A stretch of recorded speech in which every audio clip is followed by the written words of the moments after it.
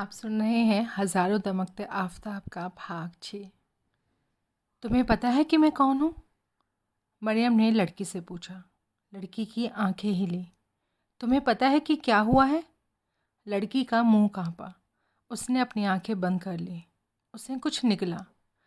उसके हाथ ने अपने बाएं गाल को सहलाया। उसने कुछ कहा। मरियम उसके करीब झुकाई। इस कान से मैं सुन नहीं सकती, लड़की ने सांस लेते हुए कहा। पहले हफ्ते में लड़की उन गुलाबी गोलियों की मदद से बस सोती रही जिनके लिए रशीद ने हॉस्पिटल को पैसे चुकाए थे। वो नींद में बड़बड़ाती। कभी कभी वो बस यूं ही कुछ कहती, चिल्लाती, ऐसे नाम लेती जिनको मरियम नहीं जानती थी। सोते हुए वो रोती, गुस्सा हो जाती, कंबल को लात मारकर हटा देती और तब मरियम को उसे पकड़ना पड़ता। कभी कभी उसे उबकाई आती और मरियम का खिलाया सारा खाना वो बाहर निकाल देती। जब वो गुस्सा नहीं होती तो लड़की बस उदास आंखों का जोड़ा हुआ करती थी जो कंबल के नीचे से घूरती रहती। मरियम और रशीद के कुछ पूछने पर वो बहुत छोटे जवाब देती। कुछ दिन जब मरियम और फिर रशीद उसे खिलाने की कोशिश करते तो वो बच्चों की तरह सर को अगल बगल हिलाकर मना करती। मरियम जब उसके पास चम्मच ले जाती तो वो अड़ जाती, लेकिन वो जल्दी ही थक जाती और मरियम की नियमित मनुहार के आगे उसे हार मानना पड़ता।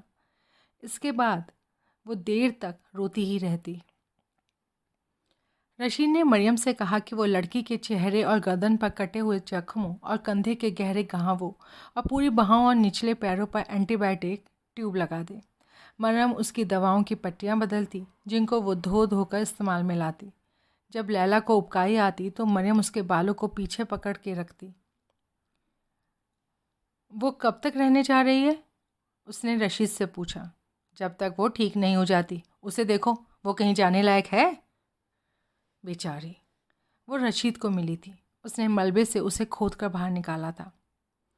किस्मत की बात है कि मैं घर पर था, उसने लड़की से कहा।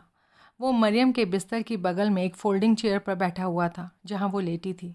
मेरा मतलब है कि तुम्हारी किस्मत थी। मैंने तुम्हें अपने हाथों से खोद कर निकाला। वहाँ इतना बड़ा लोहे का कबाड़ था, उसने अपना अंगूठा तर्जनी उंगली फैलाकर बताया। मरियम का अंदाज़ा था कि वह असल आकार को दुगना करके बता रहा है। इतना बड़ा, तुम्हारे कंधे से चिपका हुआ था। वो तो सचमुच वहाँ घुस गया था। मुझे लगा कि मुझे प्लायर्स लगाकर निकालना पड़ेगा, लेकिन अब तुम ठीक हो। तुम्हें फिर से भली चंगी बन जाने में देर नहीं लगेगी।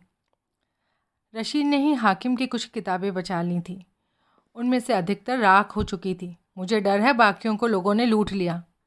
पहले हफ्ते उसने लड़की की देखभाल करने में मरियम की मदद की। एक दिन वो अपने काम पर से लौटते वक्त नया कंबल और तकिया लेकर आया।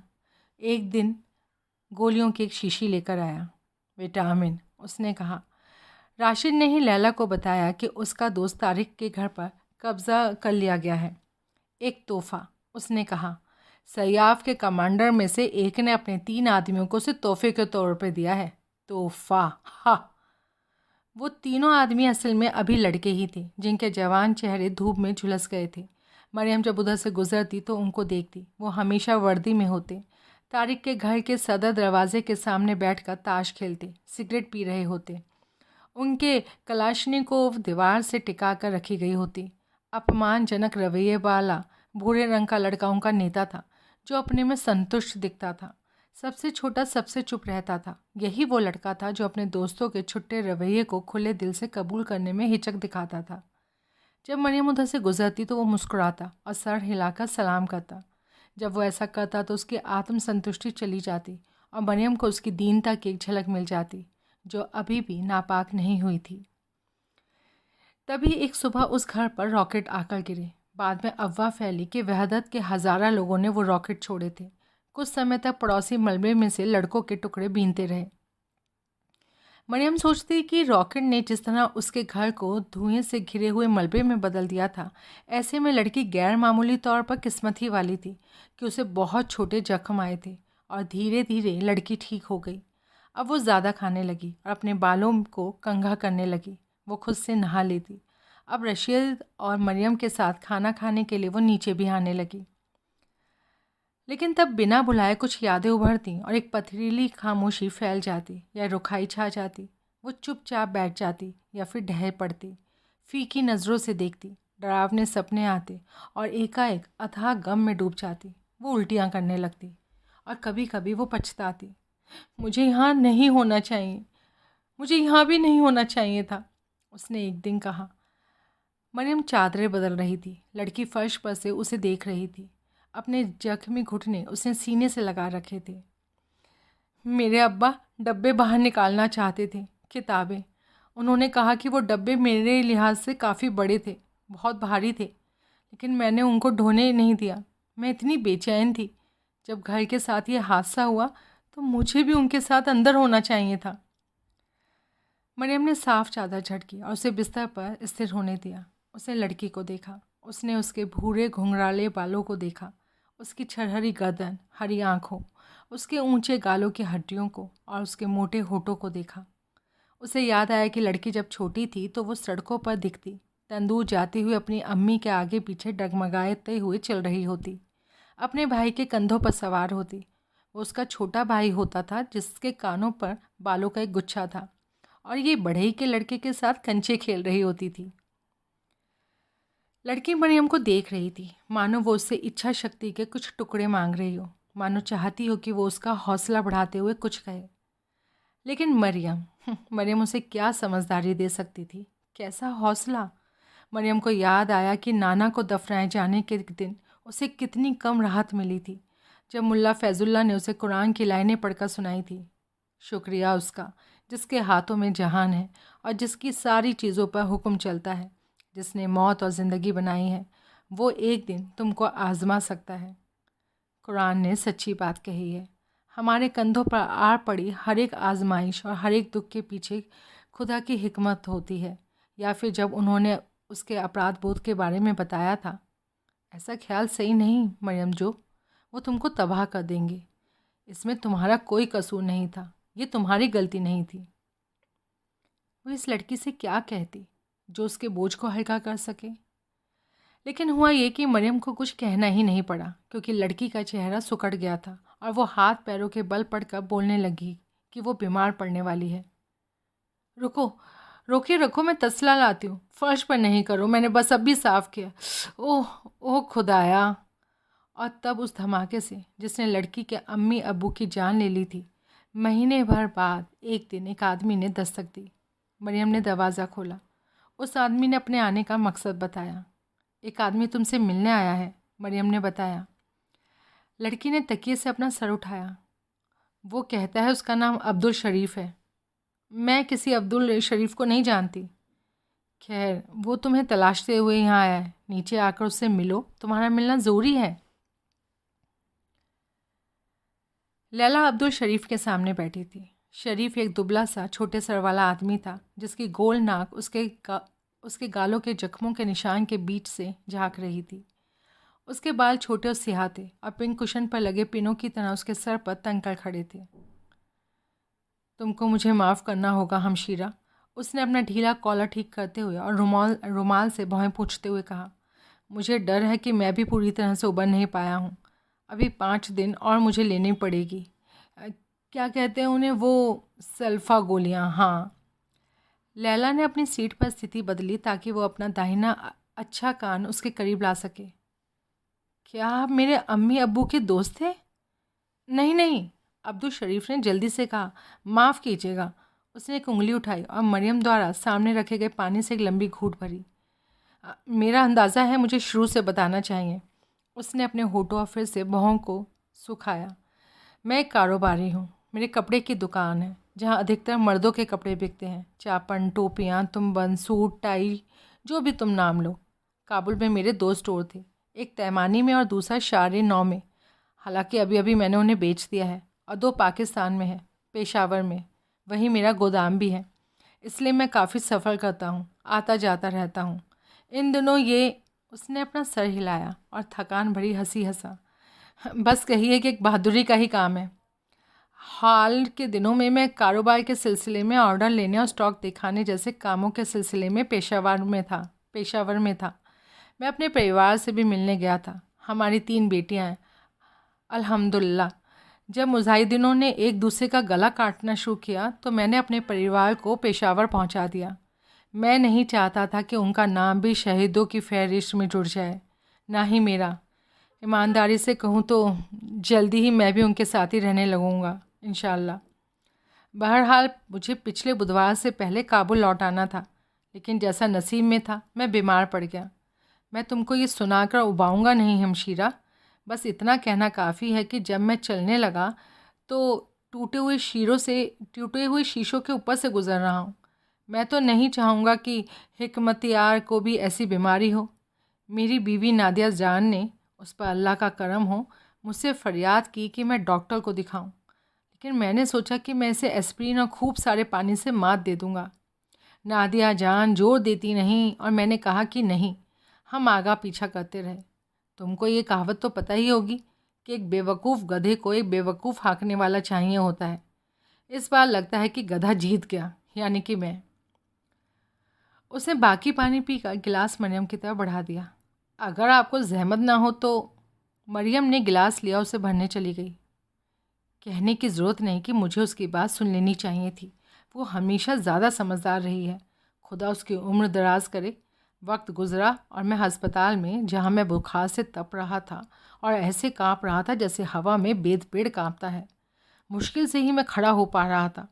डॉक्टर ने कहा कि मुझे ब्लड पॉइजनिंग हो गई है। उसने बताया कि अगर 2 या 3 दिन की देर हो गई होती तो मैं अपनी बीवी को बेवा बना देता। मुझे स्पेशल यूनिट में रखा गया, जो सचमुच में बीमार लोगों के लिए रिजर्व रहता है, ऐसा मेरा अंदाज़ा है। हो तशक्कर। उसे मरियम से गिलास ले लिया और अपने कोट की जेब से एक बड़ी सफ़ेद गोली निकाली। इन चीज़ों का साइज़ देखो। लैला ने उसे गोली निकलते हुए देखा। वो जानती थी कि उसकी सांसें तेज़ हो गई हैं, उसके पैर भारी लगने लगे हैं, मानो उनमें वज़न बंधा दिया हो। उसने खुद को तसल्ली दिलाई कि अभी तक उसने बात पूरी नहीं की है, कि अभी तक उसने लैला को कुछ बताया नहीं है, लेकिन अगले ही पल वो बताने वाला है। और लैला को उठकर चले जाने की ज़बरदस्त चाहत को दबाना पड़ा। उसे चले जाने की इच्छा हो रही थी, इससे पहले कि वो आदमी उसकी ऐसी चीज़ों के बारे में बताए जिनको वो सुनना नहीं चाहती थी। अब्दुल शरीफ ने गिलास को टेबल पर रख दिया। वहीं तुम्हारे दोस्त से मेरी भेंट हुई, वो मोहम्मद तारिक वलीजई। लैला का दिल तेज़ हो गया। तारिक अस्पताल में था, स्पेशल यूनिट में, जो सचमुच के बीमार लोगों के लिए होता है।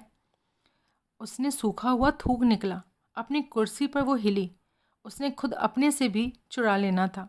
अगर वो ऐसा नहीं करती तो उसे डर था कि वो पागल ना हो जाए।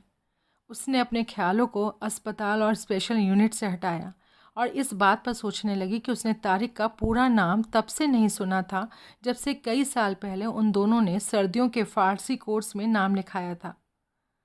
घंटी के बाद टीचर हाज़िरी के लिए उन सब के नाम पुकारती और उसका नाम इस तरह पुकारती, मोहम्मद तारिक वलीजई।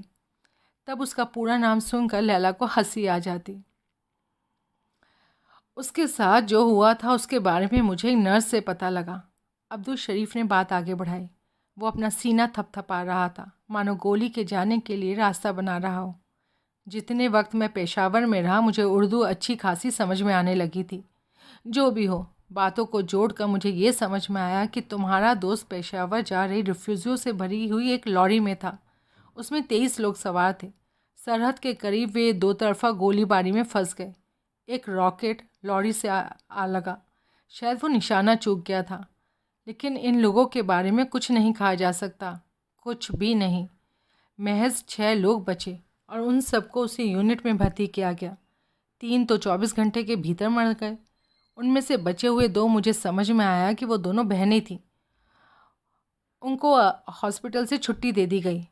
तुम्हारा दोस्त वलीजाई उनमें से आखिरी था।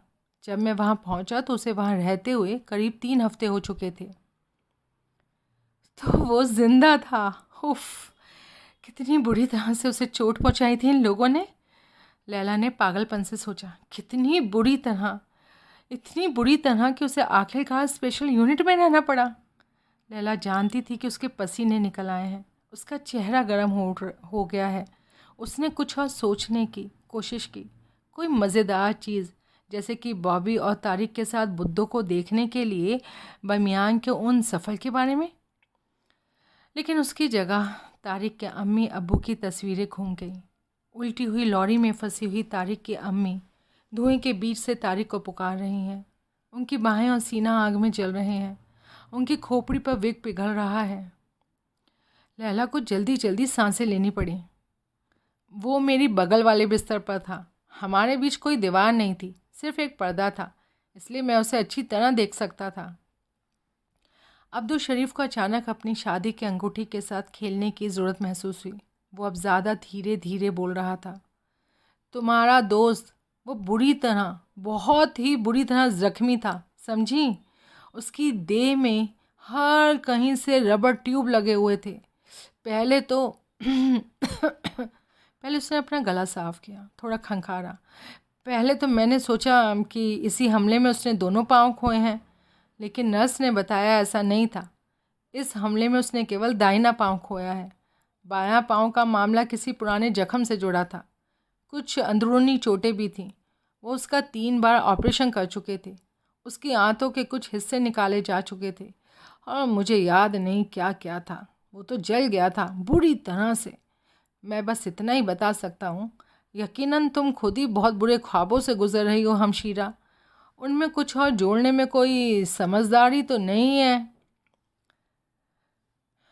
तो तारिक के अब पाँव नहीं थे। अब वो 2 कटे हुए पैरों वाला धड़ भर था, बिना पाँव वाला। लैला को लगा कि अब वो शायद ढह जाएगी। जोर लगाकर भरपूर कोशिश करके उसने अपने दिमाग से सूत्रों को कमरे से बाहर भेजा। इस खिड़की से बाहर, इस आदमी से दूर, सड़क पर, शहर पर, इसकी सपाट छतों वाले घरों और बाज़ारों के ऊपर, रेल की अटारियों में बदल गए इसकी गलियों के भूल भुलैये के ऊपर। वो अधिकतर समय बेहोश रहता दर्द से, लेकिन ऐसा भी वक्त आता जब बेहोशी दूर हो जाती और वो भला चंगा रहता। दर्द रहता लेकिन दिमाग सही रहता। मैं उससे अपने बिस्तर से बातें करता। मैंने उसे बताया मैं कौन था, कहाँ से आया था। मुझे लगा कि वो खुश हुआ कि हम उसकी बगल में एक हमवतन था। अधिकतर मैं ही उससे बातें करता। उसके लिए बातें करना मुश्किल था। उसकी आवाज़ बहुत फटी हुई थी और मुझे लगता कि होठों को हिलाने में उसे दुखता था। इसलिए मैंने उसे अपनी बेटियों और पेशावर के अपने घर के बारे में बताया, जिसके पीछे मैं और मेरे साले मिलकर एक बरामदा बना रहे थे।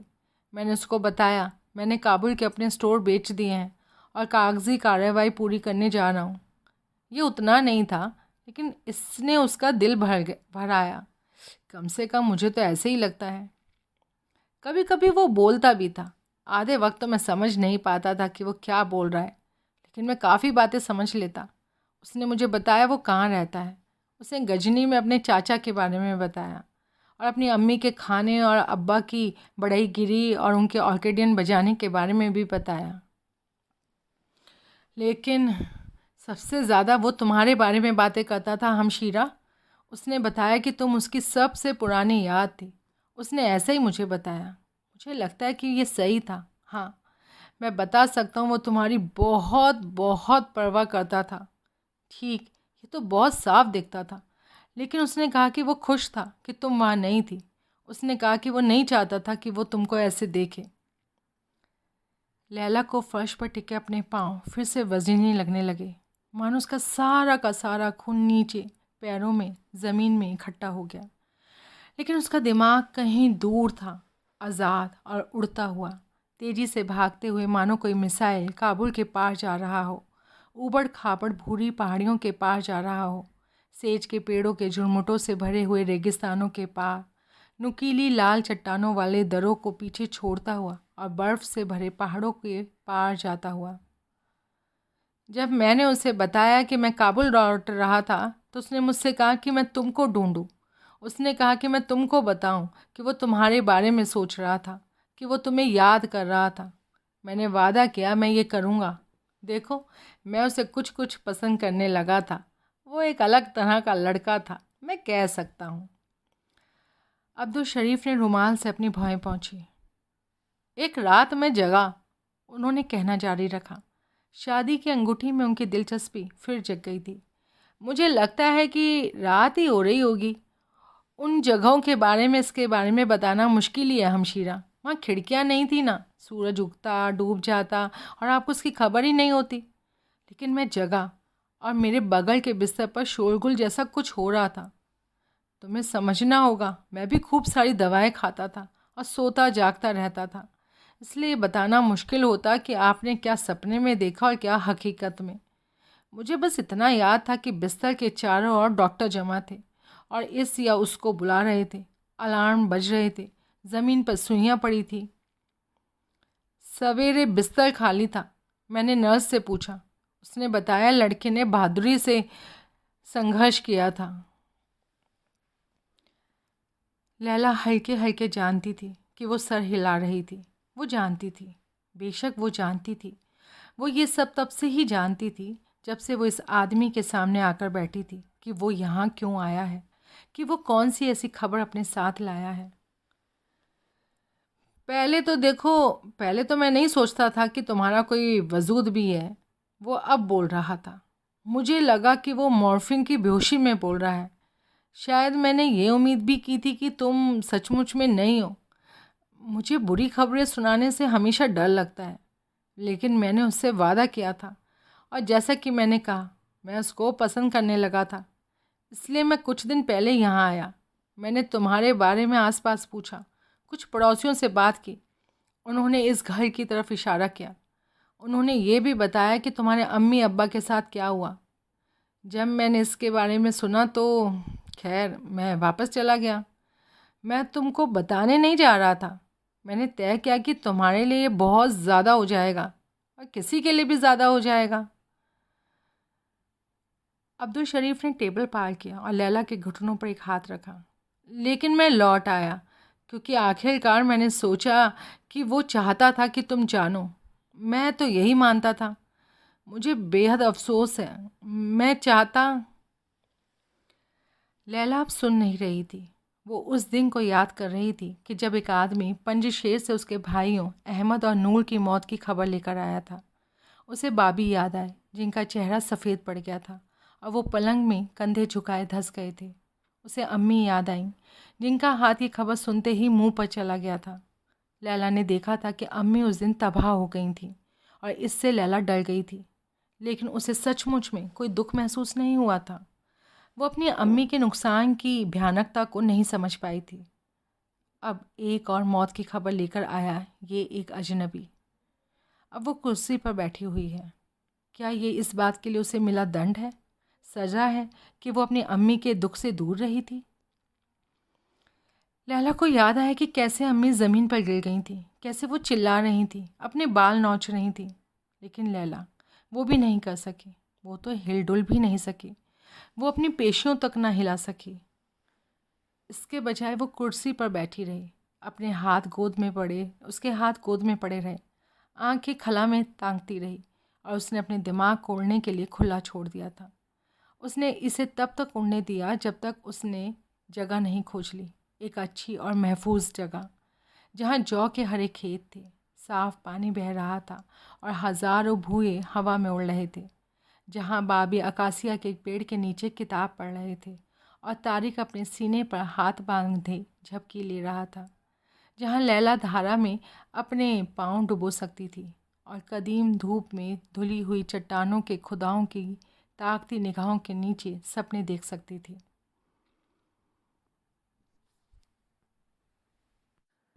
धूप में धुली हुई चट्टानों के खुदाओं की ताकती निगाहों के नीचे सपने देख सकती थी। मुझे दुख है, रशी ने लड़की से कहा। तब वो मरियम पर बिना नज़र डाले अब उससे मस्तवा और कोफ्ते का कटोरा ले रहा था। मैं जानता हूँ कि तुम लोग बेहद नज़दीकी दोस्त थे। तुम दोनों हमेशा साथ रहे बचपन से ही। जो भी हुआ बहुत बुरा हुआ। खैर, इस तरह कितने अफ़गानी नौजवान मर रहे हैं। रशी ने बेसब्री से हाथ से इशारा किया तो मरियम ने उसे एक रुमाल थमाया। वो अब भी लड़की की तरफ देखे जा रहा था।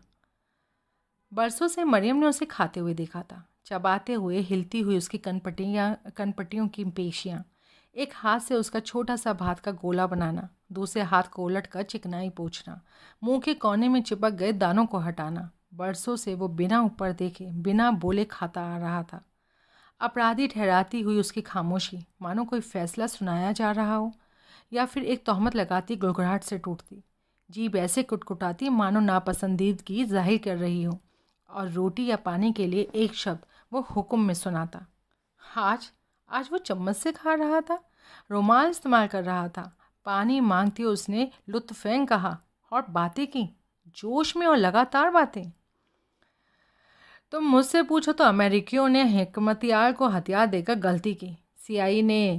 CIA ने 80 के दहाई में सोवियतों से लड़ने के लिए उसे सारी बंदूकें दी। सोवियत तो चले गए, लेकिन उसके पास अब भी बंदूकें हैं, और अब उसने उनका रुख तुम्हारे अम्मी अब्बू जैसे मासूम लोगों की तरफ कर दिया है, और वो इसे जिहाद कहता है। क्या मजाक है! औरतों और बच्चों को मारने का जिहाद से क्या लेना देना? बेहतर था कि CIA ने कमांडर मसूद जैसों को हथियार दिए होते। मरियम की भौएं खुद ब खुद तन गई। कमांडर मसूद? अपने दिमाग में वो मसूद के खिलाफ रशीद के इल्ज़ामों को सुन सकती थी कि कैसे वो गद्दार और कम्युनिस्ट था, लेकिन फिर मसूद बेशक एक ताजिक था, लैला की तरह। अब एक समझदार आदमी है, एक ईमानदार अफगान जैसा इंसान जो शांतिपूर्ण समाधान में ईमानदारी से दिलचस्पी दिखा रहा है। रशीद ने कंधे झटके और गहरी सांस ली। ऐसा नहीं है कि अमेरिकी उन पर लानत भेज रहे होंगे। उन्हें क्या परवाह कि पश्तून और हज़ारा और ताजिक और उज़्बेक एक दूसरे को मार रहे हैं। कितने अमेरिकी एक से दूसरे में फ़र्क भी करते होंगे। मैं कहता हूँ उनसे किसी मदद की उम्मीद मत करो। हम उनके किसी काम के नहीं। अब सोवियत तो तबाह हो गए, हमसे उनका मकसद पूरा हो गया। उनके लिए अफ़गानिस्तान एक पखाने का गड्ढा है। मेरी ज़ुबान के लिए माफ़ करना, लेकिन सच्चाई यही है। तुम क्या सोचती हो लैला जान? लड़की ने बुदबुदा कर कुछ कहा जिसे समझना मुश्किल था, और अपने कटोरे में एक कोफ्ते को दबाया। रशीद ने सोच में डूबे हुए सर हिलाया, मानो लड़की ने ऐसी कोई बात कही जो रशीद की अब तक सुनी बातों में सबसे समझदारी की बात थी। मरियम को दूसरी तरफ देखते रहना पड़ा। पता है, तुम्हारे अब्बा, खुदा उनको चैन अता फरमाए, तुम्हारे अब्बा और मैं इसी तरह की बहसें किया करते थे। बेशक ये तुम्हारी पैदाइश से पहले की बातें हैं। हम लगातार सियासत की बातें करते, और किताबों के बारे में भी। नहीं करते थे मरियम? याद है तुमको? मरियम ने पानी के घूंट लेते हुए खुद को व्यस्त कर लिया। जो भी हो, मुझे उम्मीद है कि मैंने सियासत की इन बातों से तुमको कभी तंग नहीं किया होगा। बाद में मरियम रसोई में साबुन के पानी से बर्तनों को धो रही थी, और उसका पेट ऐंठ रहा था। उसे रशीद की बातों पर उतना दुख नहीं था। उसके खुलेआम झूठ, उसकी झूठी हमदर्दी, या इस तथ्य पर भी इतना दुख नहीं था कि जब से उसने इस लड़की को ईंटों में से खोद कर निकाला था, तब से उसने मरियम की तरफ हाथ नहीं बढ़ाया था। उसे दुख इसके नाटक पर था। ये किसी भी अभिनय जैसा था। ये उस लड़की को प्रभावित करने की, उसे मोह लेने के लिए उसकी एक मक्कारी से भरी हुई दयनीय कोशिश थी।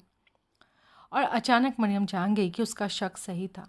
वो समझ गई, और इससे उसे डर भी लगा, जो उसको अंधा कर देने वाले सर के झटके जैसा था, कि वो जो देख रही थी वो कुछ और नहीं बल्कि एक प्यार का निवेदन था। जब आखिरकार वो साहस जुटा पाई तो मरियम रशीद के कमरे में गई। रशीद ने एक सिगरेट जलाई और बोला, क्यों नहीं?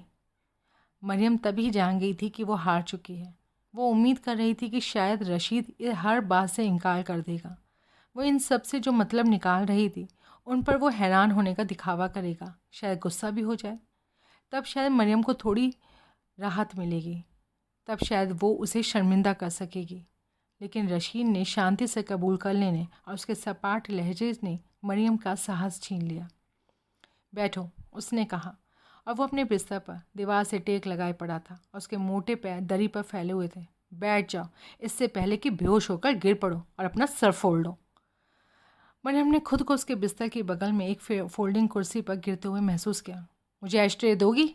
दोगी क्या? रशीद ने कहा। उसने हुक्म पूरा किया। रशीद 60 या उससे ज़्यादा का होगा, मरियम ने सोचा, और असल में रशीद खुद अपनी सही उम्र नहीं जानता था। उसके बाल सफ़ेद हो गए थे, लेकिन वो हमेशा की तरह मोटे और खुरदुरे थे। उसकी पलकों और गर्दन की चमड़ी में अब झोल आ गए थे, जिनमें झुर्रियाँ पड़ गई थीं। उसके गाल पहले से ज़्यादा लटक गए थे। सवेरे वो थोड़ा झुक जाता था, लेकिन अब भी उसके कंधे चौड़े थे, बदन मोटा और हाथ मजबूत और पेट उभरा हुआ था, जो उसके कमरे में दाखिल होने पर उसके बाकी सारे अंगों से सबसे पहले भीतर दाखिल होता था। कुल मिलाकर मरियम के मुकाबले रशीद पर उम्र की कम मार पड़ी थी। मरियम ने सोचा, हमें इस हालात को कानूनी रूप देने की ज़रूरत है। उसने अब ऐश्वर्य को अपने पेट पर टिकाते हुए कहा। उसके होठों पर एक खिलवाड़ से भरी हुई शिकन आ गई। लोग बातें बनाएंगे। ये शर्म की बात होगी कि गैर शादीशुदा नौजवान औरत यहाँ रह रही है। ये मेरी इज़्ज़त के लिए बुरा है और इसकी इज़्ज़त के लिए भी, और तुम्हारी इज़्ज़त के लिए भी, शायद मुझे कहना चाहिए। 18 बरस, मरियम ने कहा। मैंने आपसे एक भी चीज़ नहीं मांगी, एक भी चीज़ नहीं, लेकिन अब मैं मांग रही हूँ। उसने धुआं खींचा और धीरे धीरे छोड़ा। वो यहाँ बस रह नहीं सकती। अगर तुम ये सलाह मुझे दे रही हो, मैं उसे खाना खिलाने, कपड़े देने और सोने के लिए जगह नहीं देने जा रहा हूँ। मैं रेड क्रॉस नहीं हूँ मरियम। लेकिन ये क्या बहुत छोटी है? तुम सोचती हो वो 14 की है? मुश्किल से वो एक बच्ची है। तुम 14 की थी, याद है? मेरी अम्मी भी 14 की थी जब उन्होंने मुझे पैदा किया था। 13 में तो उनकी शादी हो गई थी। मैं ये नहीं चाहती, मरियम ने अपमान से सुन पड़ते हुए और बेचारगी से कहा। ये तुम्हारा फैसला नहीं है, ये उसका और मेरा फैसला है। मैं इतनी बड़ी हूँ, वो इतनी छोटी है। तुम इतनी बड़ी हो, क्या बकवास है। मैं इतनी बड़ी हूँ, मेरे साथ तुम्हारे ये सब करने के लिहाज से मैं काफ़ी बड़ी हूँ। मरियम ने अपने कपड़े को इतनी जोर से मुट्ठी में कसा कि उसके हाथ कांप उठे। कितने बरसों के बाद तुम मुझे एक अबांग बना दो। ज़्यादा नाटक मत दिखाओ, ये एक आम बात है। और तुम जानती हो, मेरे ऐसे दोस्त हैं जिनकी 2, 3, 4 बीवियाँ भी हैं। तुम्हारे अपने बाप की 3 बीवियाँ हैं। इसके अलावा मैं आज जो कर रहा हूँ वो मेरी जान पहचान वाले लोगों ने बहुत पहले कर लिया होता। तुमको पता है कि यही सच है। मैं इसकी इजाज़त नहीं दूंगी। इस पर रशीद फीके से मुस्कुराया। तो एक दूसरा भी तरीका है मेरे पास। उसने एक पाँव के तलबे को दूसरे पाँव की खुरदुरी एड़ी से रगड़ते हुए कहा। वो जा सकती है, मैं उसके रास्ते में नहीं आऊँगा, लेकिन मुझे शक है कि वो दूर नहीं जा पाएगी। खाना नहीं, पानी नहीं, जेब में एक पैसा नहीं, हर कहीं गोलियां और रॉकेट उड़ रहे हैं। तुम्हें क्या लगता है कितने दिन वो अगवा होने से, रेप किए जाने से या गला काट कर सड़क के किनारे गड्ढे में फेंक दिए जाने से बची रहेगी? या एक साथ तीनों से ही? वो खांसा और उसने अपनी पीठ के पीछे तकिया ठीक किया। बाहर सड़कें निर्दयी हैं मरियम, मेरा यकीन करो। हर मोड़ पर खून के प्यासे और डाकू हैं। मुझे नहीं लगता कि उसे उनसे बचने का मौका मिलेगा, बिल्कुल भी नहीं। लेकिन चलो कहने के लिए मान लेते हैं कि किसी जादू से वो पेशावर पहुंच भी गई, तो तुम्हें क्या लगता है, इसका कुछ अंदाज़ा है वहाँ के कैंप कैसे हैं? धुएं के पर्दे के पीछे से वो उसे देख रहा था। लोग वहाँ कार्डबोर्ड के ढेर के नीचे रह रहे हैं। टीबी, पेचिश, भूखमरी और जुर्म। और ये तो सर्दियों के पहले की बात है। इसके बाद ठंड से सुन्न कर देने वाला मौसम आएगा, निमोनिया, लोग बर्फ़ में बदल जाएंगे। वो कैंप जमे हुए लोगों के कब्रिस्तान में बदल जाएगा। बेशक, उसने एक अपने हाथों से एक मजाकिया अंदाज में घुमाया। वो पेशावर के रंडी खानों में खुद को गर्म रख सकती है। मैंने सुना है कि वहाँ ये धंधा बहुत फल फूल रहा है। उसकी जैसी खूबसूरती अपनी थोड़ी बहुत किस्मत तो बना ही सकती है, तुम्हें नहीं लगता? उसने एस्ट्रे को तिपाई पर रख दिया और बिस्तर की बगल में अपने पाँव झुला दिए। देखो, उसने एक ऐसे समझौते के लहजे से कहा कि वो एक विजेता का लहजा हो। मैं जानता हूँ तुम इसे अच्छे से नहीं लोगी। मैं इसके लिए सचमुच में तुम्हें दोष भी नहीं दूंगा, लेकिन यही सबसे बेहतर है। तुम देखोगी। इसे इस तरह देखो मरियम, मैं घर में तुम्हारी मदद के लिए एक हाथ और उसे पनाह दे रहा हूँ। एक घर और एक शौहर, इन दोनों जैसा वक्त है। एक औरत को एक शौहर की ज़रूरत होती है। क्या तुमने गली में सोती हुई बेवाओं पर गौर नहीं किया है? वो तो इस मौके के लिए कत्ल तक कर दे। असल में ये मैं कहूँगा कि ये मैं बहुत ही दया का काम कर रहा हूँ। वो मुस्कुराया। मैं इसे जिस तरह से देखता हूँ, ये एक तमगे के लायक है। और बाद में अंधेरे में मरियम ने लड़की को बताया। काफ़ी देर तक लड़की ने कुछ नहीं कहा। वो सवेरे तक जवाब चाहते हैं लैला, मरियम ने कहा। उन्हें ये अभी मिल सकता है, लड़की ने कहा। मेरा जवाब है हाँ। अगले दिन लैला बिस्तर में ही पड़ी रही। सुबह जब रशीद ने झाँक कर उसे बताया कि वो नाई के पास जा रहा है, उस समय वो कंबल के भीतर थी। जब रशीद दोपहर बीतने के काफ़ी बाद घर लौटा तो भी वो बिस्तर में ही थी। उसने लैला को अपनी नई हजामत और नया सेकंड हैंड सूट दिखाया। ये नीले रंग का सूट था जिस पर दूधियाँ धारियाँ बनी थी। रशीद ने लैला के लिए एक शादी की अंगूठी भी खरीदी थी। रशीद बिस्तर पर लैला के बगल में बैठा और पूरे दिखावे के साथ धीरे धीरे फीता खोला, फिर डब्बा खोला और तब अंगूठी को नज़ाकत के साथ बाहर निकाला। उसने बताया कि उसने इसके लिए मरियम की शादी की पुरानी अंगूठी बेच दी है। वो परवाह नहीं करेगी, यकीन मानो, वो तो इस पर गौर तक नहीं करेगी। लैला बिस्तर के दूसरे सिरे पर चली गई। वो नीचे मरियम की आवाज़ सुन रही थी जो अपनी स्त्री को फूंक रही थी। वैसे भी उसने कभी इसे पहना ही नहीं था, रशीद ने कहा। मुझे नहीं चाहिए, मुझे ये पसंद नहीं, आपको वापस लेना होगा, लैला ने कमज़ोर आवाज़ में कहा। वापस ले लूँ? उसके चेहरे पर बेसब्री का एक भाव आकर गुजर गया। मुझे कुछ रकम भी इसमें जोड़नी पड़ी थी, असल में खूब सारी। ये 22 कैरेट सोने की एक बेहतर अंगूठी है, देखो कितनी भारी है, पहन लो, पहन के देखो ना। नहीं, उसे डब्बा बंद कर दिया। फूल कैसे रहेंगे, ये अच्छा होगा। तुम्हें फूल पसंद है? तुम्हारा पसंदीदा फूल कौन सा है? गुलबहार, ट्यूलिप, लाइलैक? फूल नहीं? अच्छा, मुझे खुद भी इसमें कोई तुक नहीं लगता। मुझे नहीं लगता। अब मैं यहाँ देह माजंग में एक दर्जी को जानता हूँ। मैं सोच रहा था कि हम तुम्हें वहाँ ले जाएं और तुम्हारे लिए एक ढंग की ड्रेस बनवाएं। लैला ने सर हिलाकर मना कर दिया। रशीद ने भौं चढ़ाई। मैं बस जल्दी ही, लैला ने कहना शुरू किया। रशीद ने उसकी गर्दन पर एक हाथ रखा। घबरा कर लैला सुकड़ कर पीछे हटी। उसकी छुअन ऐसी थी कि मानो बिना बनियान के गीला चुभता हुआ पुराना स्वेटर पहन लिया गया हो। हाँ, मैं बस जल्दी ही कर लूँगी जब हम ये करेंगे। रशीद का मुंह खुला और एक पीले दांतों वाली मुस्कान फैल गई। फ़ौरन, उसने कहा। अब्दुल शरीफ के आने के पहले लैला ने पाकिस्तान चले जाने का फ़ैसला कर लिया था। अब वो सोचती थी कि अब्दुल शरीफ के खबर लाने के बाद भी शायद वो चली गई रहती, यहाँ से कहीं दूर, इस शहर से दामन छुड़ाकर जहाँ का हर नुक्कड़ एक फंदा था, हर गली अपने भीतर एक भूत छुपाए हुए थी जो उसके आगे जैक इन द बॉक्स की तरह फूट पड़ता। शायद उसने चले जाने का जोखिम उठा लिया होता, लेकिन अचानक ही चले जाना एक विकल्प नहीं रह गया। तब तो नहीं जब रोज़ रोज़ उल्टियाँ होने लगी थी, उसकी छातियाँ भरी भरी लगने लगी थी और वो किसी तरह जान गई थी कि इस सारी उथल पुथल के बीच उसे महावारी नहीं हुई थी। लैला ने खुद की कल्पना एक शरणार्थी कैंप में की जहाँ ठंडी चुभती हुई हवा के बीच एक सपाट मैदान में प्लास्टिक की हज़ारों चादरें खंभे पर टंगी हुई थी। उनमें से एक काम चलाऊ तंबू के नीचे उसने अपने बच्चे को देखा, तारिक के बच्चे को। उसकी कमज़ोर कनपटियाँ और शांत जबड़े, नीली भूरी चित्तेदार चमड़ी देखी। उसने देखा कि उसकी छोटी सी देह अजनबियों ने धोई, एक पीले तौलिए के कफन में उसे लपेटा और एक गड्ढे में उतार दिया जो एक तेज़ हवाओं वाली जगह में गिद्धों की निराश निगाहों के नीचे खुदा हुआ था। अब वो कैसे भाग सकती थी? लैला ने अपनी ज़िंदगी में आए लोगों की एक लिस्ट बनाई जो डरावनी थी। अहमद और नूर मर चुके थे, हसीना जा चुकी थी, गीती मर चुकी थी, अम्मी मर चुकी थी, बाबी मर चुके थे और अब तारिक। लेकिन जादुई रूप से उसके पिछले जीवन में से कुछ बचा रह गया था।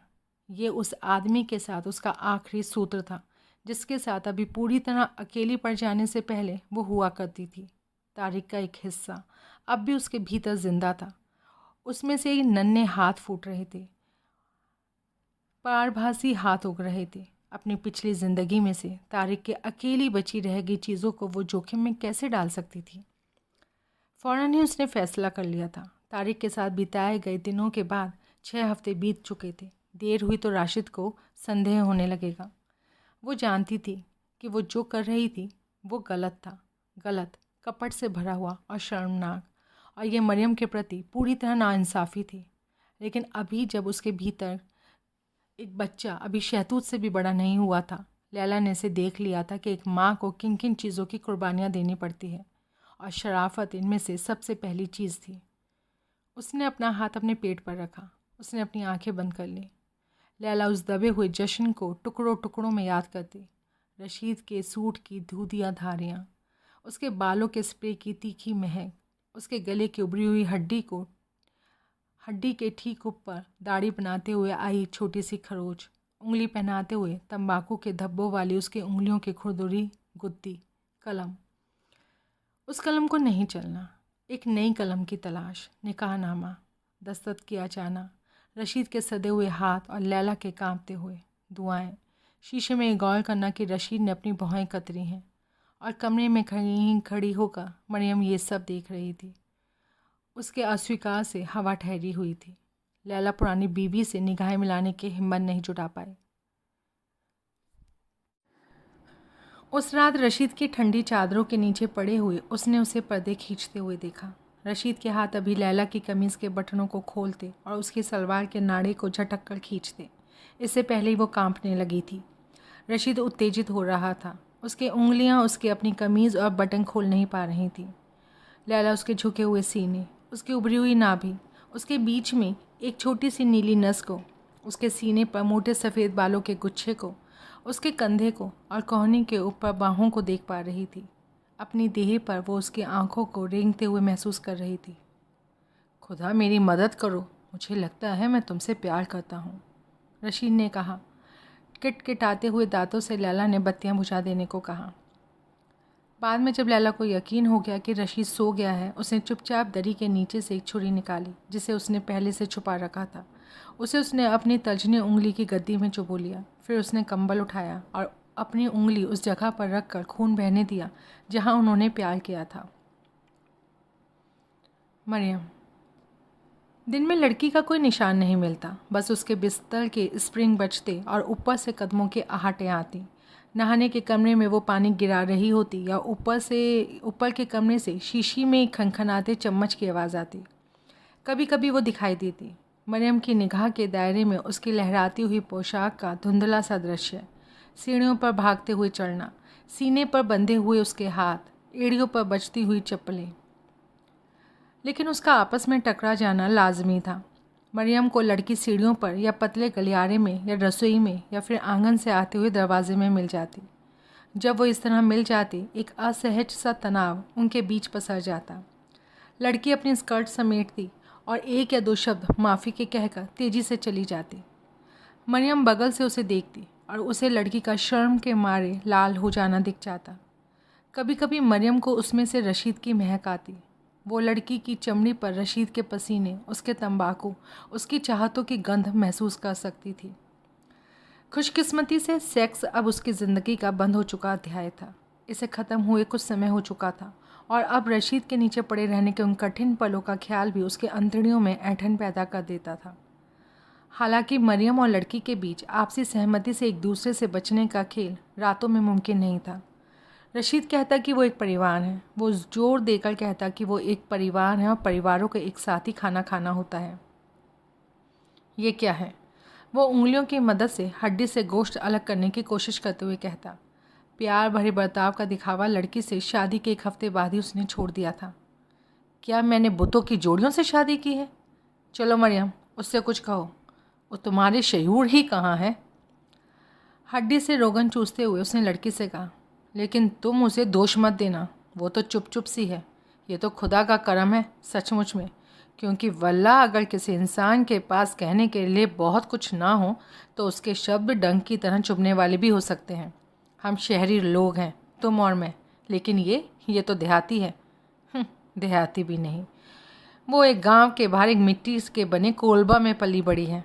इसके बाप ने उसे वहाँ रखा था। क्या तुमने इसे बताया है मरियम? क्या तुमने इसे बताया है कि तुम हरामी हो? खैर, वो हरामी है, लेकिन वो बिना गुणों वाली नहीं है।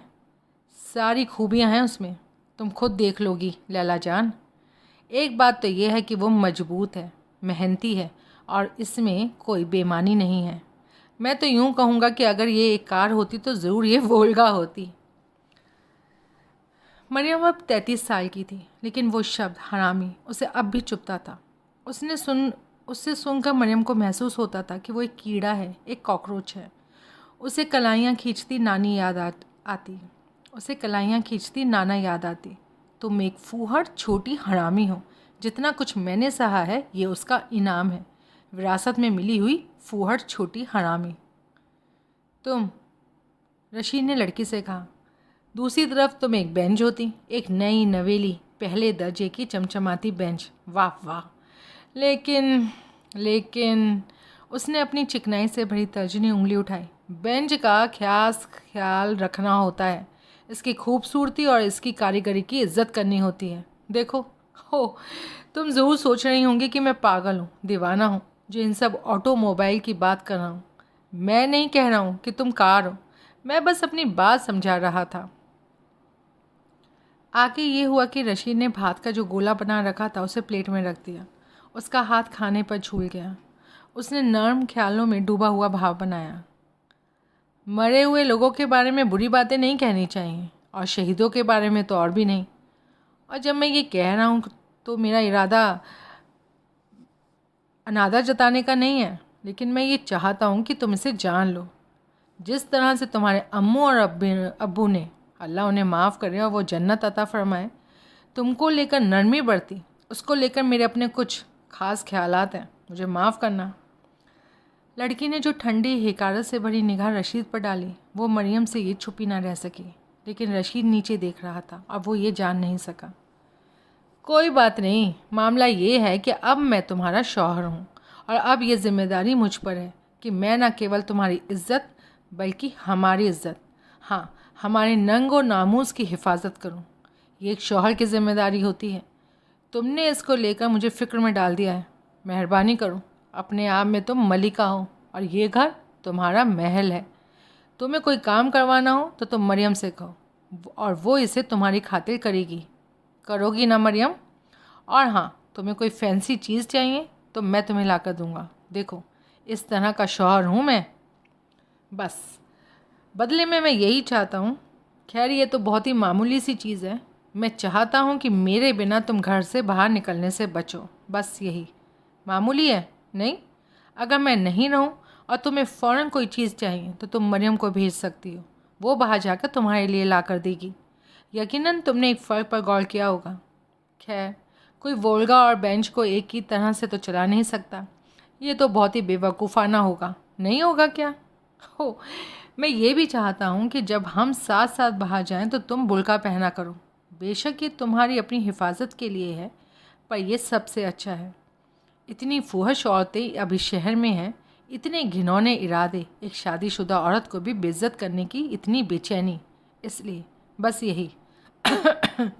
वो खांसा। और हाँ, मुझे बता देना चाहिए, जब मैं बाहर रहूँगा तो मरियम मेरी आँख और कान होगी, उसने कहा, और मरियम पर ऐसी उड़ती हुई निगाह डाली जो कनपटी पर लोहे की नोक वाले जूते की चोट जितनी सख्त थी। और ऐसा नहीं है कि मैं शक कर रहा हूँ, बल्कि बात इसके उलट है। साफ साफ कहूँ तो तुम मुझे अपनी उम्र से ज़्यादा होशियार लगती हो, लेकिन अभी तुम एक जवान औरत हो लैला जान। एक जवान औरत बदकिस्मती से भरे रास्ते भी चुन सकती है। उसका झुकाव बुराई की तरफ होता है। जो भी हो, मरियम जिम्मेदार होगी, और अगर कभी पाँव फिसला। वो बोलता रहा। मरियम बैठी अपनी आँख के कोने से लड़की को देखती रही, और रशीद उन पर मांगों और फैसलों की बौछार करता रहा, मानो काबुल पर रॉकेट बरस रहे हों। एक दिन मरियम बैठक में रशीद की कमीज़ें तय कर रही थी, जिनको उसने आंगन में तार पर से उतारा था। उसे नहीं पता था कि लड़की कब से वहाँ खड़ी थी, लेकिन जब उसने कमीज़ उठाई और मुड़ी वो, तो उसने लड़की को दरवाजे पे खड़ा पाया। हाथों में उसने चाय से भरे गिलास पकड़ रखा था। मेरा इरादा आपको चौंका देने का नहीं था, लड़की ने कहा। मैं माफ़ी चाहती हूँ। मरियम ने बस उसे देखा। धूप लड़की के चेहरे, उसकी बड़ी बड़ी हरी आँखों, चिकने माथे पर, उसके ऊंचे गाल की हड्डियों और मोहक मोटी भौं पर पड़ रही थी। उसकी भौहें मरियम की भौं की तरह पतली और बेजान नहीं थी। आज सवेरे उसने अपने पीले बालों में कंघी नहीं की थी, और वो बीच से 2 हिस्सों में बढ़ गए थे। लड़की ने जिस तरह से कप को जोर से पकड़ रखा था और उसके कंधे तने हुए थे, उससे मरियम देख सकती थी कि वो घबराई हुई थी। उसने कल्पना की कि वो बिस्तर में बैठी हुई हिम्मत जुटा रही थी। पत्तियाँ मुड़ रही हैं, लड़की ने दोस्ताना लहजे से कहा। देखा आपने? पतझड़ मेरा पसंदीदा मौसम है। मुझे इसकी महक पसंद है। जब लोग अपने बागीचों में पत्तियाँ चलाते हैं, मेरी अम्मी को बसंत सबसे ज़्यादा पसंद था। आप मेरी अम्मी को जानती थीं?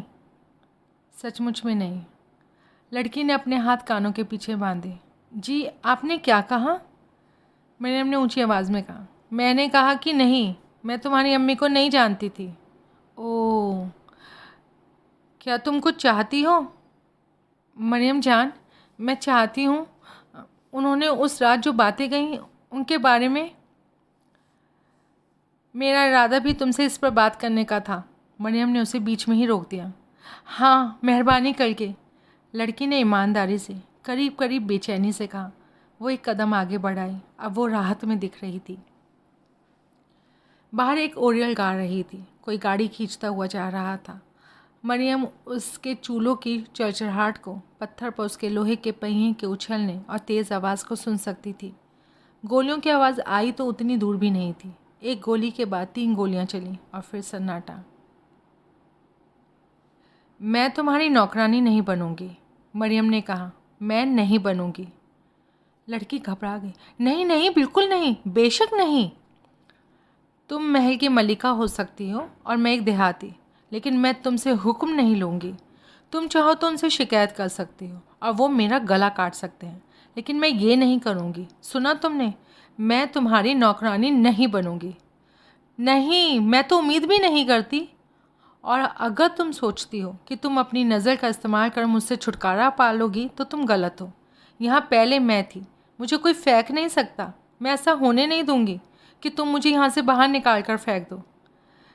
ये मैं बिल्कुल भी नहीं चाहती, मुझ पर यकीन करें, लड़की ने कमज़ोरी से कहा। और मैं देखती हूँ कि तुम्हारे घाव अब सूख गए हैं, इसलिए अब इस घर के काम में हाथ बटाना शुरू कर दो। लड़की ने जल्दी से सर हिलाकर हामी भरी। उसकी कुछ चाय छलक गई, लेकिन उसने ध्यान नहीं दिया। हाँ, नीचे आने की एक वजह यह भी थी कि मेरी देखभाल करने के लिए मैं आपको शुक्रिया कहूँ। खैर, मैंने नहीं किया होता, मरियम ने गुस्से से कहा। मैंने तुम्हें नहीं खिलाया होता, नहलाया होता और तुम्हारी तीमारदारी की होती, अगर मुझे पता होता कि तुम पलट कर मेरा शौहर मुझसे छीन कर चुरा लेने वाली हो। चुरा? मैं अब भी खाना बनाऊंगी और बर्तन धोऊंगी, तुम कपड़े धोगी और बाहर से सफाई करोगी। बाकी काम एक दिन मैं करूंगी और एक दिन तुम। और एक बात और, मैं तुम्हारा साथ देने लायक नहीं हूँ। मैं ये नहीं चाहती। मैं बस अकेली रहना चाहती हूँ। तुम मुझे अकेला छोड़ दो और बदले में मैं तुम्हारा कोई काम कर दूंगी। हम इसी तरह रहेंगे, ये नियम है। जब उसने बोलना बंद किया तो उसका दिल हथौड़े की तरह बज रहा था और मुंह सूख गया लगता था। मरियम ने कभी भी इस तरह से बात नहीं की थी।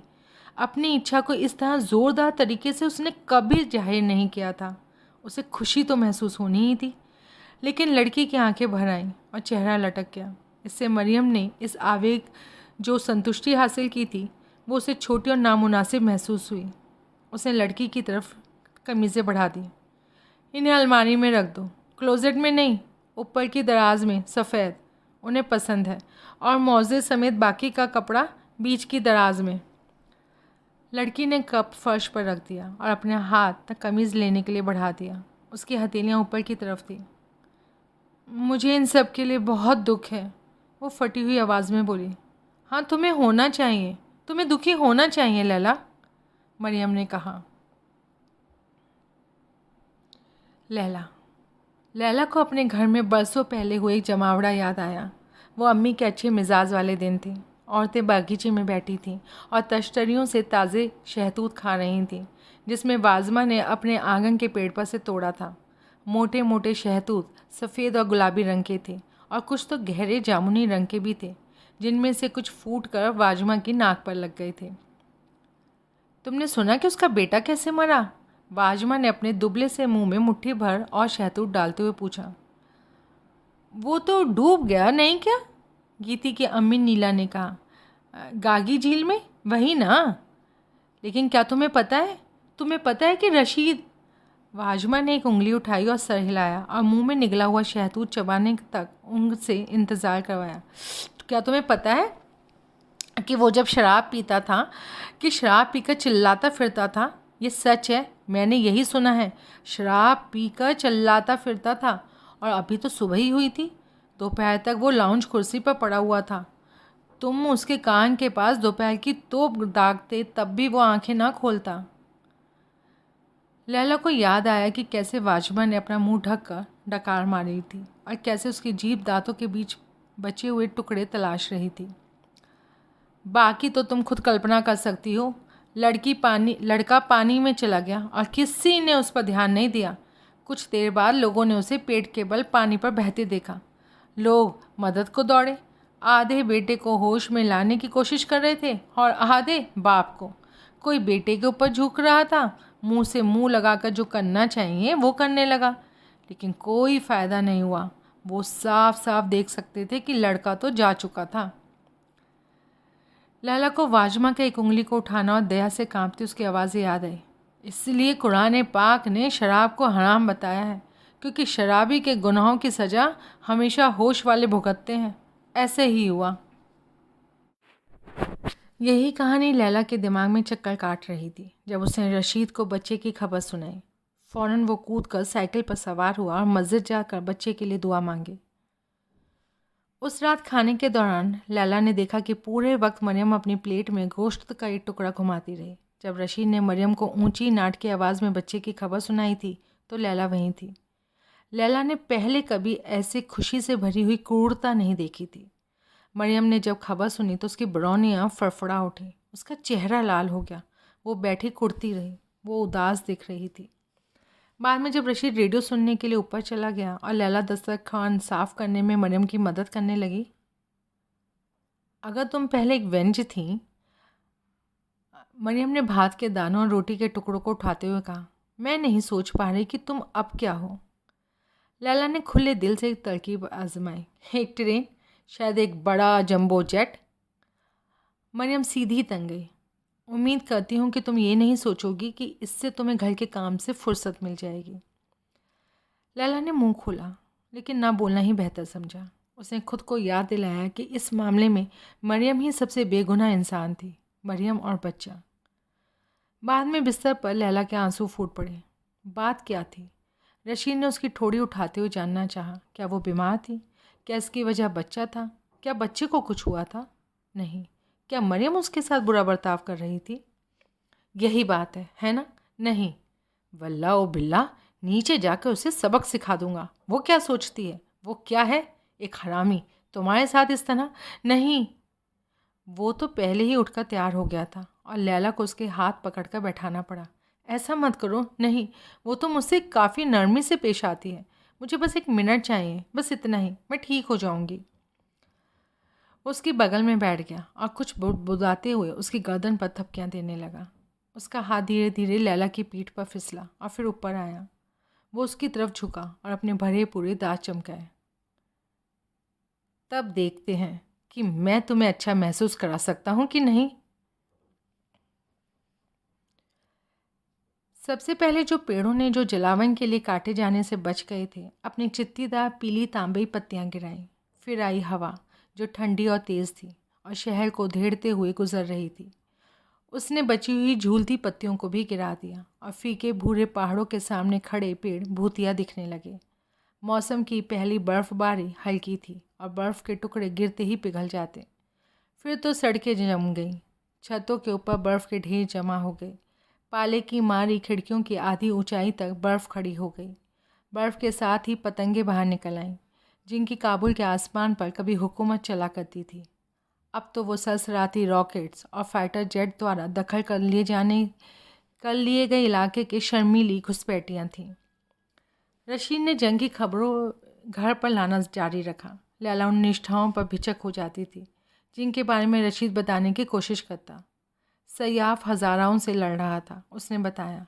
हज़ारा लोग मसूद से लड़ रहे थे और बेशक मसूद हिकमतियार से लड़ रहे थे, जिनको पाकिस्तानियों की हिमायत हासिल थी। कट्टर दुश्मन हैं ये दोनों, मसूद और हिकमतियार।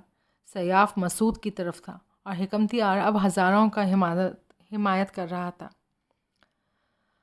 और जहाँ तक अप्रत्याशित उज़्बेक कमांडर दोस्तम की बात थी, रशीद का कहना था कि कोई नहीं जानता था कि वो कहाँ खड़े होंगे।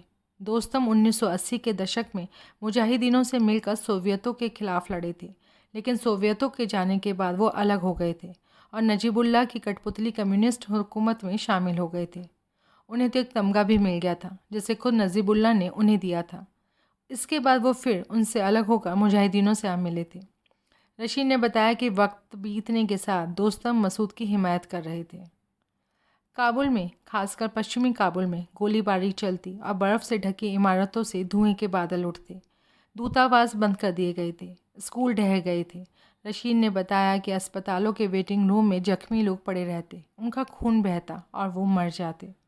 ऑपरेशन रूम में हाथ पैर बिना एनेस्थीसिया के काटे जा रहे थे। लेकिन फ़िक्र मत करो, उसने कहा, तुम मेरे साथ महफूज हो। मेरी फूल, जो तुम्हें नुकसान पहुंचाने की कोशिश करेगा मैं उसका कलेजा फाड़ कर उसे ही खिला दूंगा। उस सर्दियों के मौसम में लैला जिधर भी रुक करती, दीवारें उसका रास्ता रोक देती। वो अपने बचपन के चौड़े खुले हुए आसमान को देखने के लिए तरसती, जब वो बाबी के साथ बुज़कशी का मुकाबला देखने जाया करती थी और अम्मी के साथ मंडाई में ख़रीदारी करती। वो उन दिनों के लिए तरसती जब वो गीती और हसीना के साथ लड़कों के बारे में बातें करते हुए गलियों में आज़ादी से फिरा करती थी। जिन दिनों कहीं धारा के किनारे क्लोवर की सेज पर तारिक के साथ बैठी पहली और मिठाई आपस में बांटती और सूरज को ढलते हुए देखती। लेकिन तारिक का ख्याल ख़तरनाक था, क्योंकि लैला जब इसके बारे में सोचना बंद करती, इससे पहले ही उसके जहन में तारिक की तस्वीर उभर आती। वो देखती कि घर से दूर वो एक बिस्तर पर पड़ा है और उसकी जली हुई देह में नलियां लगी हुई हैं, इन दिनों बन रहे पित्त की तरह जो उसके देह को जलाता रहता है। एक गहरी सुन कर देने वाली वेदना लैला के सीने में उठती। उसके पांव पानी की तरह ठंडे हो जाते, उसे कोई चीज़ पकड़े रहना पड़ता। लैला ने 1992 की वो सर्दियाँ घर बुहारते उस सोने के कमरे की मरियल पीली सी दीवारें खरोचते जिसमें वो और रशीद साथ सोते थे, बाहर तांबे की एक बड़ी सी परात में कपड़े धोते हुए बिताए। कभी कभी उसे लगता कि वो अपनी खुद की देह के ऊपर मंडरा रही है। वो देखती कि वो परात की रिम के पास बैठी हुई है, कोहनियों तक आस्तीन चढ़ा रखी है। उसके गुलाबी हाथ रशीद को बनियान में से साबुन वाला पानी निचोड़ रहे हैं। तब उसे लगता कि वो खो गई है, एक टूटे हुए जहाज़ के बच गए मुसाफिर की तरह खोई हुई भटक रही है और उसे कहीं किनारा नज़र नहीं आ रहा है, सिर्फ मीलों तक पानी दिख रहा है। जब इतनी ठंड होती कि बाहर जाना मुश्किल होता तो लैला धीरे धीरे घर में ही टहलती। दीवार पर नाखून घसीटते हुए वो गलियारे को पार करती और फिर लौट आती। सीढ़ियों से नीचे उतरती और फिर ऊपर आ जाती। वो अपना मुंह नहीं धोती, बालों में कंघी नहीं करती। वो तब तक टहलती जब तक कि उसकी भेंट मरियम से नहीं हो जाती। वो उस पर एक बेजान नज़र डालते हुए फलियां छुड़ाने और गोश्त में से चर्बी काटने के लिए लौट जाती। एक चोट खाई हुई खामोशी कमरे में भर जाती और लैला मरियम से निकलती शब्दहीन दुश्मनी को लगभग देख सकती थी, जैसे असफलाट से गर्मी की लहरें निकलती हैं। वो अपने कमरे में लौट जाती और बिस्तर पर बैठकर बर्फ़ को गिरते हुए देखती। एक दिन रशीद उसे जूतों की अपनी दुकान पर ले गया। जब वो साथ साथ बाहर जाते, रशीद लैला की बगल में एक हाथ से उसकी कोहनी पकड़े हुए चलता। लैला के लिए गलियों में चलना चोट खाने से बचने का एक अभ्यास हो गया था। उसकी आंखें अभी भी बुलके की सीमित जालीनुमा फांक से देखने की आदत ही डाल नहीं थी। चलते हुए उसे हमेशा डर रहता कि वो उलझ कर गिर पड़ेगी और किसी गड्ढे में पाँव देकर एड़ी तोड़वा लेगी। तब भी बुलके के से हासिल अपनी छुपी हुई पहचान से उसे राहत मिलती थी। अगर उसका कोई जान पहचान वाला मिल जाए तो इस तरह उसे पहचान नहीं पाएगा। उसे उनकी आंखों में हैरानी या दया या बेचैनी का भाव नहीं देखना पड़ेगा कि वो कहाँ फंस गई थी, कैसे उसकी ऊंची इच्छाएं आकांक्षाएं कतर दी गई थीं। रशीद की दुकान उससे बड़ी और रोशन थी जितनी लैला ने कल्पना की थी। उसने लैला को अपनी भरी हुई बेंच के पीछे बिठा दिया। उसकी बेंच पर पुराने सोल और बचे हुए चमड़े के ढेर पड़े थे। उसने अपनी हथौड़ियाँ दिखाईं, ये दिखाया कि रैगमार कैसे काम करता है। ये बताती उसकी आवाज़ तेज और गर्वीली हो गई थी। रशीद ने उसके पेट को छुआ, कमीज़ के ऊपर से नहीं बल्कि उसके नीचे से। उसकी उंगलियों के ठंडे और खुरदुरे पोर लैला के उभरे हुए पेट पर खरोंच से लग रहे थे। लैला को तारिक के नर्म लेकिन मजबूत हाथों की याद आई, जिनके पीछे की तरफ उभरी हुई टेढ़ी मेढ़ी नसें थीं। लैला को हमेशा उनमें मोहक मर्दांगनी दिखती थी।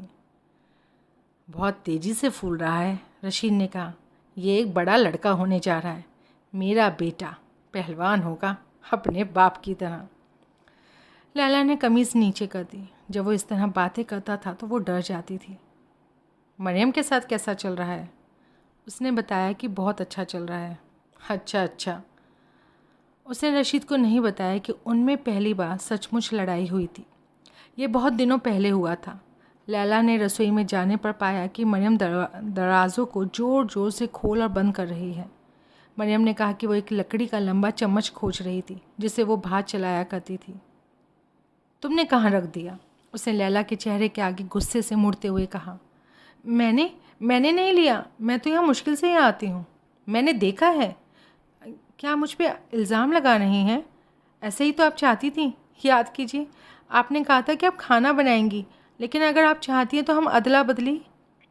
जो तुम कह रही हो कि चम्मच के पाँव निकल आए हैं, वो कहीं चला गया है? टिप टिप टिप, क्या ऐसा हो गया? मैं कह रही हूँ, लैला ने संयम बने रहने की कोशिश करते हुए कहा। अमूमन वो मरियम के ताने और उल्हाने सह लेती थी, लेकिन उस दिन उसकी एड़ियाँ सूजी हुई थी, उसका सर दुख रहा था और दिल में तेज़ जलन हो रही थी। मैं ये कह रही हूँ कि आपने कहीं और रख दिया होगा। कहीं और रख दिया होगा। मरियम ने दराज खोली, उसके भीतर रखी छुरियाँ खनखनाई। कितने दिन से तुम यहाँ हो? कुछ महीने से।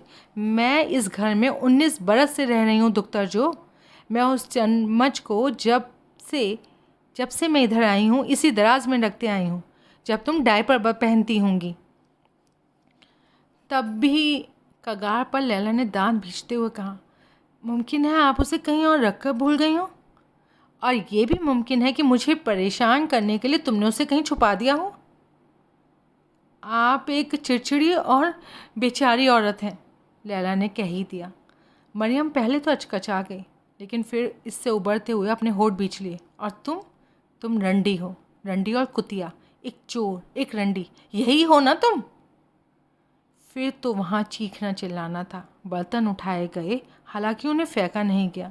उन्होंने एक दूसरे को ऐसे ऐसे नामों से पुकारा जिन पर लैला को अब शर्म आ रही थी। तब से उन्होंने एक दूसरे से बात करना बंद कर दिया था। लैला अब भी इस बात से आहत थी कि कैसे आसानी से वो ये सारी बातें कह सकी थी, लेकिन सच तो ये था कि उनके अंदर के एक हिस्से को ये अच्छा भी लगा था। कैसे वो मरियम पर चिल्लाई और उसे कोसा, अपने उबलते हुए गुस्से और दुख का उसको निशाना बना सकी। लैला को मानो कि अंतर्दृष्टि की तरह जानने की इच्छा हुई कि क्या मरियम को भी ऐसा ही महसूस नहीं हो रहा था। इसके बाद वो ऊपर चली गई और ख़ुद को रशीद के बिस्तर पर गिरा लिया था। नीचे मरियम अब भी चीख रही थी, तुम्हारे दिमाग में मिट्टी है, मिट्टी है तुम्हारे दिमाग में। लैला बिस्तर पर पड़ी, तकिए में सर रख कर रोती रही। अचानक उसे अपने अम्मी अब्बू की याद आ गई थी, और इतनी तेज़ी से आई जितनी इस भयानक हमले के बाद से अब तक नहीं आई थी। वो चादर को मुट्ठी में समेटे तब तक वहीं पड़ी रही जब तक उसकी सांसें एकाएक रुक नहीं गई। वो उठ बैठी और अपने हाथ पेट पर फिराए। बच्चे ने पहली बार पाँव चलाया था। मरियम। अगले बसंत में 1993 में एक सुबह मरियम ने बैठक की खिड़की के पास खड़े होकर रशीद को सहारा देकर लड़की को घर से बाहर ले जाते हुए देखा।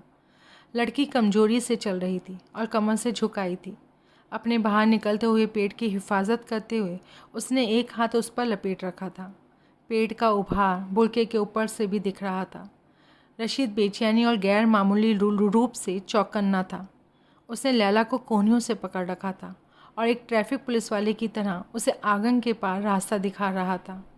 उसने वहीं रुकने का इशारा किया और राधा दरवाजे तक दौड़ कर गया। फिर लड़की को आने का इशारा किया और एक पैर से दरवाजे को खोले रखा। जब लड़की वहाँ तक पहुँची तो उसने उसे हाथों से पकड़ा और दरवाजे से निकलने में मदद की। मरियम उसकी आवाज़ सुन सकती थी, कदम संभाल के, मेरी फूल, मेरी गुल, मेरी जान। वो अगली शाम ढलने के वक्त लौटे। मरियम ने सबसे पहले आंगन में रशीद को देखा। उसने दरवाजे के पल्ले छोड़ दिए और वो लड़की के चेहरे पर लगभग लग ही गए थे। रशीद ने जल्दी जल्दी कदम बढ़ाते हुए आंगन पार किया। मरियम ने उसके चेहरे पर एक छाया देखी जो ढलती हुई शाम के तांबई अंधेरे में दिख रही थी। घर में आकर उसने अपना कोट उतारा, पलंग पर फेंक दिया। मरियम पर गुस्सा दिखाते हुए अकड़ के बोला, मैं भूखा हूँ, खाना तैयार करो। घर का बाहरी दरवाज़ा खुला। गलियारे से मरियम ने लड़की को देखा। उसने बाएं हाथ में एक गठरी पकड़ रखी थी।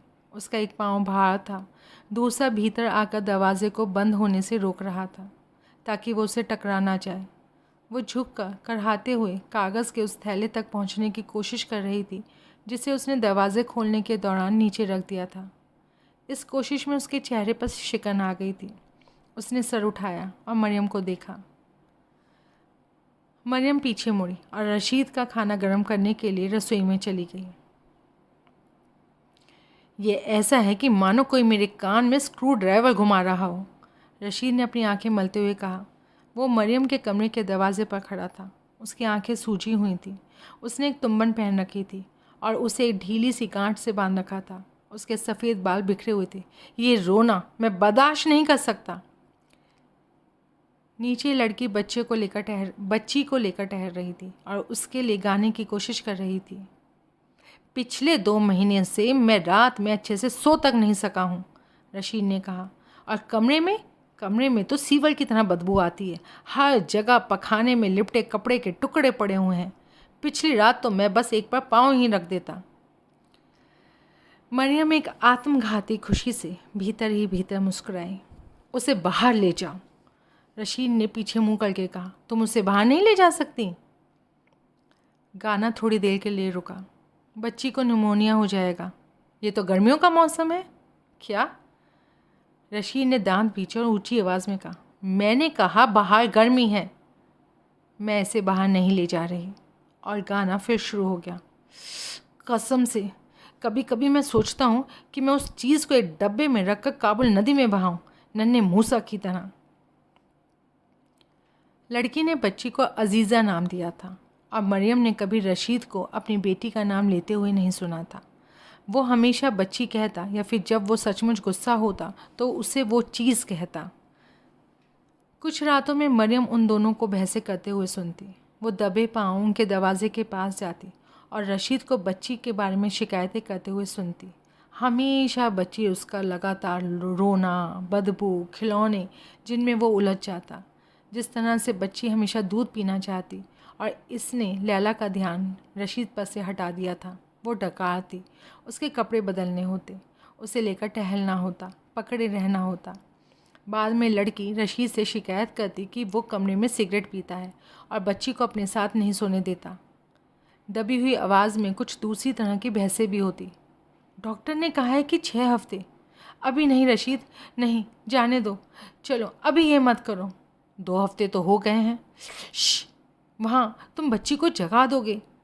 फिर अब ज़्यादा तीखी आवाज़ में, खुश हो तुम अब? और मरियम अपने कमरे में लौट आते। तुम मदद नहीं कर सकती? रशीद ने अब कहा। तुम तो ज़रूर कुछ कर सकती हो। मैं बच्चों के बारे में क्या जानती हूँ, मरियम ने कहा। रशीद, क्या आप एक बोतल ला देंगे? वो अलमारी में रखी है, वो नहीं पी रही। मैं फिर से बोतल से पिलाने की कोशिश करना चाहती हूँ। बच्ची का चीखना बढ़ गया था। ये मांस पर चलती छुरी जैसा लग रहा था। रशीद ने आंखें बंद कर लीं। ये चीज़, ये सेनापति है, हिकमतयार है। मैं तुम्हें कह रहा हूँ, लैला ने गुलबुद्दीन हिकमतयार को पैदा किया है। मरियम देखती रहती और लड़की का पूरा वक्त बच्ची को दूध पिलाने, हिलाने डुलाने, उछालने, उसे लेकर टहलने में बीत जाता। यहाँ तक कि जब बच्ची झपकी लेती तो उसके गंदे डायपर रगड़ कर धोने होते और उस डिसइंफेक्ट घोल में डुबो कर रखने होते जिसे उसने रशीद से ज़िद करके खरीदवाया था। उसे रेगमार्ग से नाखून छोटे करने होते, खोल और पजामा धोकर सुखाने के लिए डालने होते। ये कपड़े भी बच्ची से जुड़ी दूसरी चीज़ों की तरह बहस का मुद्दा बन जाते। इनमें क्या दिक्कत है? ये लड़कों के कपड़े हैं, बच्चों के, रशीद कहता। तुम सोचती हो कि वो फ़र्क जानती है? मैंने इन कपड़ों पर खासे पैसे खर्च किए हैं और दूसरी बात ये कि मुझे ये लहजा पसंद नहीं है। इससे तुम मेरी चेतावनी समझो। हर हफ्ते बिना नागा कि लड़की एक काले तंदूर को लपटों पर गर्म करती, उसमें एक चुटकी ब्राह्मी के बीज डालती और बच्ची को बुरी नज़रों से बचाने के लिए उसका धुआं उड़ाती। मरियम उस लड़की का ये बेकार का उत्साह देखकर थक गई और मन ही मन वो लड़की से प्यार करने लगी। वो इस पर हैरान हो गई कि इबादत के साथ लड़की की आंखों में कैसी चमक आ जाती है। यहाँ तक कि शाम को भी जब उसका चेहरा कुम्हलाया हुआ होता और उसका रात रात भर बच्ची को लेकर टहलने से उसकी रंगत मोम की तरह फीकी पड़ गई थी। बच्ची जब हवाएं निकालती तो लड़की को हंसी का दौरा पड़ जाता।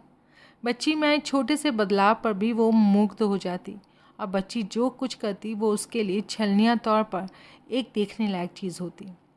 देखो, वो झुंझुने की तरफ बढ़ रही है, कितनी होशियार है। मैं अखबारों को बुलावा भेज दूँ? रशीद कहता। हर दिन तमाशे होते। जब लड़की रशीद से कुछ देखने का आग्रह करती तो वो अपनी ठोड़ी ऊपर उठा लेता और बेचैनी से अपनी नाक के नीली नसों वाली नोक के तिरछी निगाहों से देखने लगता। देखो देखो, जब मैं उंगलियां चटकाती हूँ तो ये कैसे देखती है। ये देखा तुमने? रशीद गुड़गुड़ाता, अपनी प्लेट पर लौट जाता। मरियम को याद आता कि महज लड़की की मौजूदगी ही कैसे रशीद पर हावी हो जाया करती। रशीद को खुश करने के लिए कही गई उसकी हर बात उसे चुप जाती और वो अपने प्लेट पर देखने लगता और सहमति से सर हिलाने लगता। सबसे अजीब बात ये थी कि लड़की का मान घटने से मरियम को खुशी होनी चाहिए थी, उसे अपने पक्ष की पुष्टि होनी चाहिए थी, लेकिन ऐसा नहीं हुआ।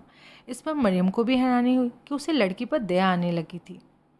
रात के खाने पर ही ये होता। लड़की अपनी चिंताओं का पिटारा खोल देती। सबसे ऊपर होता निमोनिया, जिसका शक हर छोटी खांसी पर भी होने लगता। इसके बाद पेचिश का नंबर आता था, जिसका भूत हर पतले पखाने होने पर उठ खड़ा होता। हर खराश चेचक या खसरा लगती। तुम्हें इतना लगाव नहीं होना चाहिए, रशीद ने एक रात कहा। क्या मतलब तुम्हारा? उस रात मैं रेडियो सुन रहा था, वॉइस ऑफ अमेरिका। मैंने एक दिलचस्प आंकड़ा सुना। उन्होंने बताया कि 4 अफ़गानी बच्चों में से एक 5 साल की उम्र से पहले ही मर जाता है। यही कहा था उन्होंने। अब वो क्या, कहाँ जा रही हो तुम? यहाँ वापस आओ फ़ौरन। हक्का बक्का होकर रशीद ने मरियम को देखा। इसका मामला क्या है? उस रात मरियम बिस्तर में थी जब कहा सुनी फिर शुरू हो गई। ये गर्म और सूखी गर्मियों की रात थी। ये काबुल में सरातान का आदर्श महीना था। मरियम ने अपनी खिड़कियां खोली थी, लेकिन जब गर्मी में राहत देने के लिए हवा आने के बजाय मच्छर आने लगे तो उसने उसे बंद कर दिया। वो पहनूत कर सकती थी कि बाहर ज़मीन से और आंगन में लगे तख्तों की गेहूँएं भूरे रंग की खुरपच्चियों से, दीवारों से और उसके कमरे में से गर्मी उठ रही थी। अमूमन कहाँ सुनी के कुछ मिनटों तक ही चलती थी, लेकिन आधा घंटा बीत गया था और न केवल ये अब भी चल रही थी बल्कि तेज़ी हो रही थी। पश्चिम से अब रशीद के चिल्लाते हुए वो सुन सकती थी। उसके नीचे लड़की के अनिश्चय से भरी हुई तीखी आवाज़ थी। जल्दी ही बच्ची चिल्लाने लगी थी। तब मरियम ने दरवाज़ा खुलने की ज़ोरदार आवाज़ सुनी। सवेरे उसे गलियारे में दीवार पर 9 का गोल निशान दिखने वाला था। वो बिस्तर में ही थी जब उसका अपना दरवाज़ा ज़ोर से खुला और रशीद अंदर आया। वो सफ़ेद अंडर पैंट और उसी से मिलते रंग की बनियान पहने हुआ था, जिसकी काख पर पसीने का पीला धब्बा था। पैरों में उसने फ्लिप फ्लॉप चप्पल पहन रखी थी। उसने हाथ में एक बेल्ट थाम रखी थी, जिसका छेद वाला सिरा उसकी मुट्ठी पर लिपटा हुआ था। ये बादामी रंग की चमड़े की बेल्ट थी, जिसे वो लड़की से निकाह के दिन खरीद कर लाया था। ये तुम्हारी करनी है, मैं जानता हूँ। मरियम की तरफ बढ़ते हुए वो गुर्रा कर बोला। मरियम अपने बिस्तर से सिरक कर उठ गई और पीछे की तरफ हटने लगी। उसके हाथ सहज रूप से उसके सीने पर गए, अक्सर जहाँ वो पहले वार करता था। तुम किसके बारे में बात कर रहे हो? वह हकलाते हुए बोली। उसको मुझे मना करना, ये तुमने उसे सिखाया है? इतने बरसों में मरियम ने उसकी नफ़रत और डांट फटकार, मजाक उड़ाए जाने और घुड़के जाने के आगे सख्त बने रहना सीख लिया था, लेकिन इस डर पर उसका कोई काबू नहीं था। इतने बरसों में भी वो जब ऐसा बन जाता, कोसता, मुट्ठी में बेल्ट कसता, चमड़ा चरमराता, उसकी आंखें लाल चमकती तो मरियम डर से कांप उठती थी। ये उस बकरी का डर था जिसे एक बाघ के पिंजरे में छोड़ दिया गया था और बाघ अपने पंजे उठाता, गुर्राता हुआ उसे देख रहा होता। अब लड़की अपनी फैली हुई आंखें और विकृत चेहरे के साथ कमरे में थी। मुझे पता होना चाहिए कि तुमने उसे बिगाड़ दिया है। रशीद बरसा। उसने बेल्ट को अपनी जांघ पर पटक कर उसे परखा। बक्कल जोर से बचा। बस रशीद, आप ऐसा नहीं कर सकते, लड़की ने कहा। कमरे में जाओ। मरियम फिर पीछे हटी। नहीं, ऐसा मत कीजिए। आप। रशीद ने बेल्ट उठाई और इस बार वो मरियम पर चली। तभी एक अचंभित कर देने वाली बात हुई। लड़की रशीद पर झपटी गई। उसने दोनों हाथों से उसके हाथ पकड़े और उसे नीचे घसीटने की कोशिश की। वो उन पर झूल कर रह गई। वो मरियम की तरफ बढ़ते रशीद की रफ्तार को धीरे कर पाने में कामयाब हो गई। छोड़ो, रशीद चिल्लाया। आप जीते, तुम जीते, ऐसा मत करो। मेहरबानी करिए रशीद, मारिए नहीं, मेहरबानी कीजिए, ये मत कीजिए। वो इसी तरह झूठते रहे। झूलती हुई लड़की फरियादें करती रही और रशीद उसे झटके देकर हटाते हुए एक निगाह मरियम पे रखे रहा, जो इस कदर हैरान थी कि समझ नहीं पा रही थी कि क्या करे। मरियम जानती थी कि आखिर में उस रात पिटाई नहीं होगी, उस रात नहीं होगी। रशीद ने अपनी बात रखती थी। वो कुछ पल उसी तरह हाथ उठाए, सीना लहराते हुए खड़ा रहा। पसीने की एक पतली परत उसके माथे पर जम गई थी। धीरे धीरे रशीद ने हाथ नीचे किया। लड़की के पांव जमीन से लगे और तब भी उसने रशीद को नहीं छोड़ा, मानो उसे उस पर भरोसा नहीं था। उसे लड़की की पकड़ से छूटने के लिए झटका देना पड़ा।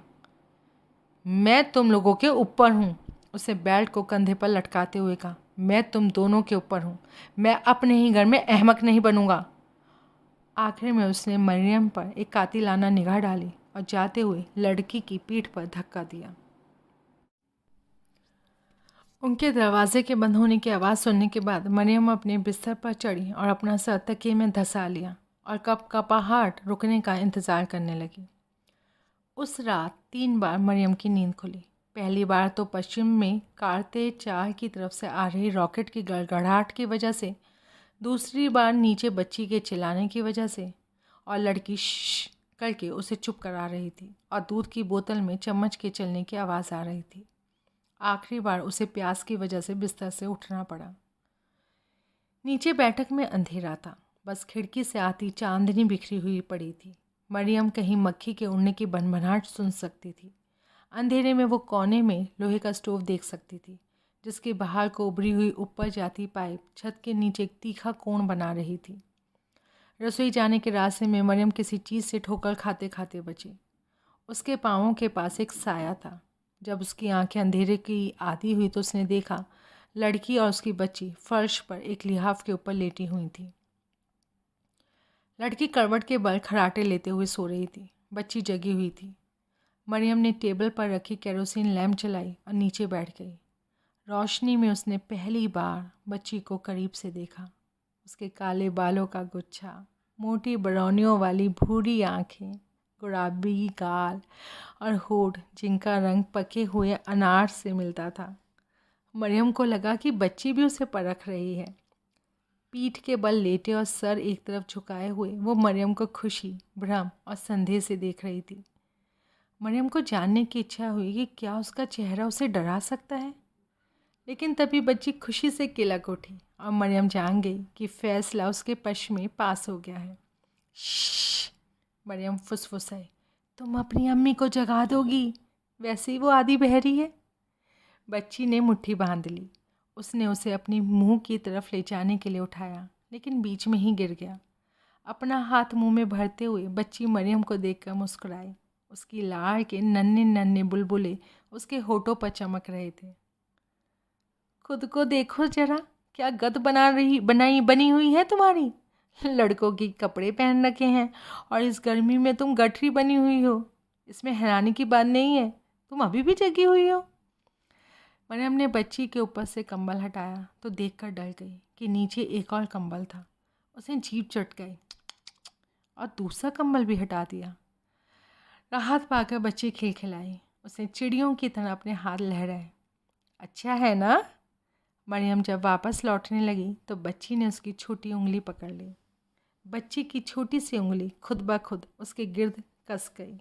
वो गर्म, नर्म और लाड़ में लिपटे हुए नम महसूस हो रही थी। गुन, बच्ची बोली। ठीक है, अब जाने दो। बच्ची लटक गई। उसने फिर से अपने पाँव मारे। मरियम ने खींचकर अपनी उंगली छुड़ाई। बच्ची मुस्कुराई और देर तक गले से गड़ गड़ गड़ की आवाज़ें निकालती रही। किस बात पर इतनी खुश हो रही हो तुम? किस बात पर मुस्कुरा रही हो? तुम इतनी होशियार नहीं हो जितनी तुम्हारी अम्मी कहती हैं। तुम्हारा बाप एक जानवर है और माँ बेवकूफ़। अगर तुम ये जानती ना तो इतना नहीं मुस्कुराती। ना, तुम नहीं मुस्कुराती। चलो अब सो जाओ, सो जाओ जान। मरियम अपने पाँवों पर उठी और कुछ कदम चली कि बच्ची ने की आवाज़ निकालनी शुरू की। मरियम जानती थी कि एक गहरी रुलाई शुरू होने का संकेत था। क्या है दुख्तर जो? मुझसे क्या चाहती हो तुम? और बच्ची की दंतहीन मुस्कान खिल गई। मरियम ने गहरी सांस ली। वो बैठ गई और उसे अपनी उंगली पकड़ लेने दिया। वो लड़की को किलकारी मारते हुए देखती रही। उसने उसे कूल्हों पर पैर मोड़कर हवा को लाते मारते देखा। मरियम वहीं बैठी देखती रही जब तक बच्ची ने हिलना बंद नहीं कर दिया और हल्के हल्के खर्राटे लेने लगी। बाहर नकलची चिड़िया खुशी से गा रही थी और जब वो उड़ान भरती तो मरियम को उनके पैरों पर चमकीली नीली चांदनी दिखती जो बादलों के पीछे से चमकते चांद से आ रही थी। और हालांकि उसका गला प्यास से सूख गया था और उसके पाँवों में देर तक बैठने से सुइयां चुभ रही थी, उसे बच्ची की पकड़ से धीरे धीरे अपनी उंगली छुड़ाकर उठने में काफ़ी लंबा वक्त लगा।